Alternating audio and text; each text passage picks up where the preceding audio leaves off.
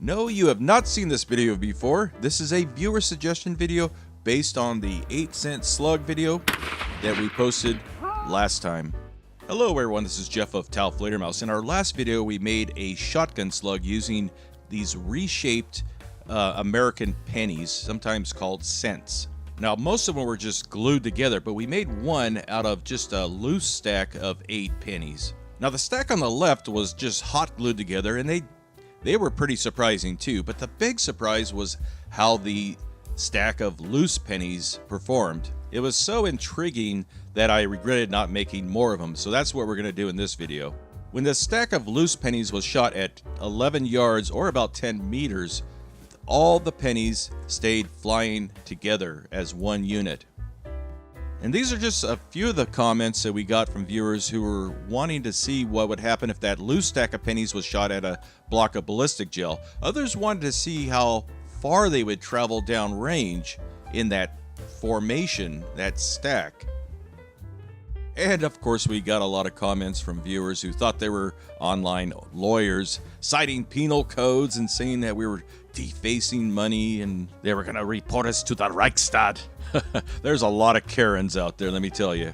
But I learned there's a lot of people that aren't aware of something called a penny smashing machine that are at zoos, arcades, Disneyland, where you pay money to have a penny smashed as a souvenir piece. So if defacing a penny is a crime, I'll have a lot of company at the re-education gulag. The loose pennies were loaded exactly as explained in the first video, and we should again get a velocity of around 1,550 feet per second. Well, let's go out and test these things and find out if that first shot was just a fluke or if we can actually reproduce the results. Loose pennies, which is, it makes it a lot easier to fab up because you don't have to glue it, or don't have to solder it, don't have to put a bolt through it, a pop rivet, all the other million suggestions I got. So what are we going to shoot these out of? We're going to shoot them out of the Tracker B. As you guys noticed, we took this thing from the last video and brought it back again for another debut. Here, how much do you think the Tracker B? It's a semi-auto 12 gauge with variable chokes. Understanding how inflation is and how much the cost of everything has gone up, how much do you think that gun is? Is it $450? Is it $800? Is it $1,200? Or is it $1,600? Make your guess, and then we'll tell you at the end of the video.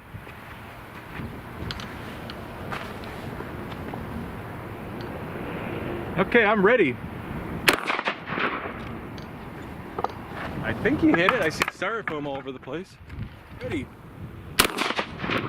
Okay, let's take a look at the high-speed camera footage, and this is where the weirdness begins. We did make contact with the foam head, but it didn't break the slug up. It just kept on going, knocked it off trajectory, and it hit the ground at probably around 60 yards.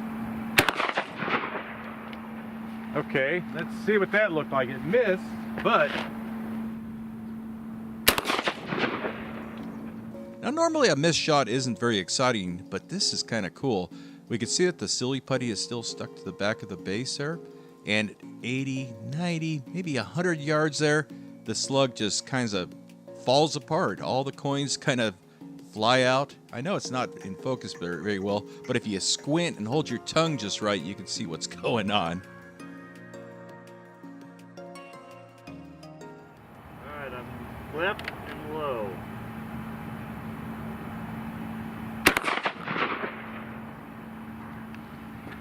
Man, something solid. It landed all the way out about 100 yards back.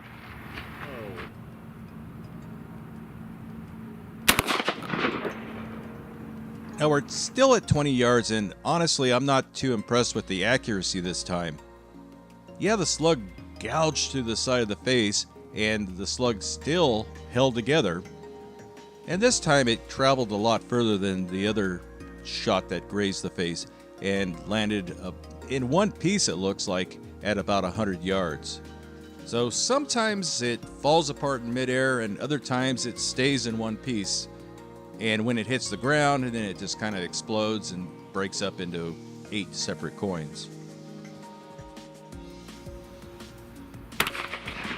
Wow. Now, when we shot the coins that were glued together, we had a lot better accuracy, and we had pretty good results even out to as far as 50 yards. And this is what most of the slugs actually looked like. They were far from perfect. And with these imperfections, the slug measures about 0.715 inches. Now the individual coins, after I resize them, measure only 0.700. And when we try to fit them in the barrel, we can see that there's a lot of slop there, and that's what's contributing to the inaccuracy. And when we take the entire stack of 8 loose coins, well, there's nothing holding them off center, so they all just fall through the barrel. And when we take our less than perfect stack of glued coins, the fit is much better. When you have a really good fit in the bore, the slug should come out straight. But if you have a little bit of gap there, a little bit of slop, instead of a straight shot, it may come out high, low, left, or right. You never know. And that's what's going on in today's tests. Now, had we known this was going on, we could have used a full choke, and that would have tightened up the grouping quite a bit. And yes, the coins are soft enough that they would swedge through there fine. But had we just sized them to the bore, these things would have been much more accurate. Okay, let's try 30. I'm ready.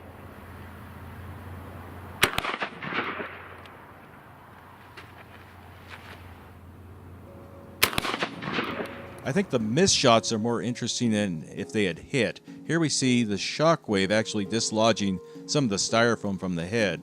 Now, would it suck the eyeballs out of a deer? I don't think so. The supersonic shockwave is actually pretty weak. Now we're going to try the double slug. This is 2 sets of 4 glued together pennies.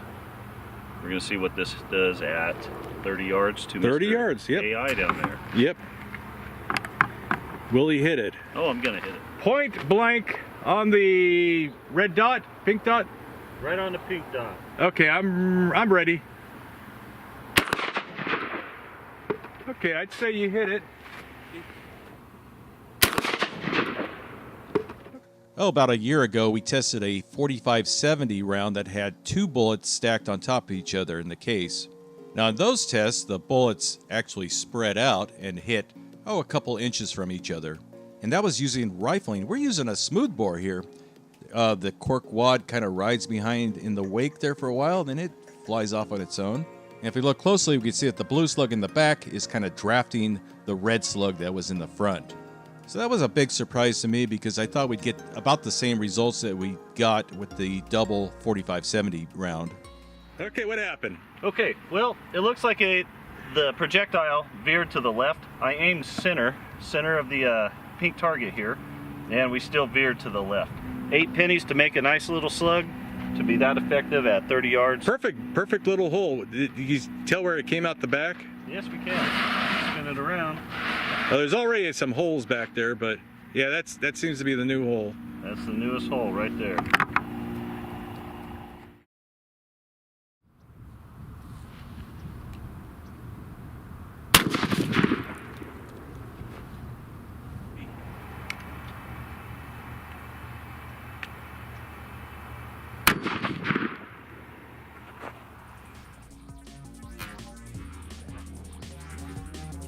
Now, both Mike and I predicted that when this impacted the gel, the coins would just fly in all directions inside the gel, but it pretty much behaved exactly what the glued together slug did. It all stayed in one piece as it traveled through the gel. And if you had any doubts that we were cheating and actually shot all these with glued slugs, well, you can see that all the coins separated. There was nothing holding them together. Honestly, I would never have guessed it would do that. And I hope everyone who asked us to try this is surprised too. So what happened there? Okay, well, Kind of surprise here. they all stayed together. Every one of them. They went through the gel block, created some really nice cavitation on their way through. They came through, they hit the Kevlar all in one chunk. The wad actually came all the way through and stopped at the last inch of the gel block.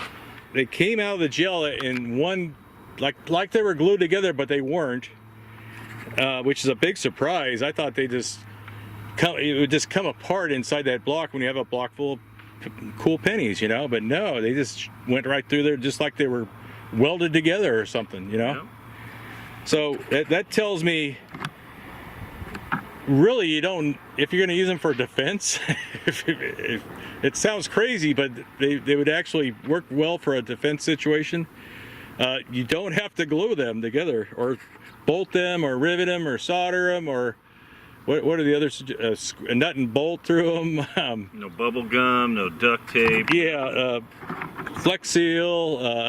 And the interesting thing also is after they penetrated through the gel block, hit the Kevlar, they're still in 100% reusable condition. That's the only one we found, but the first one that hit.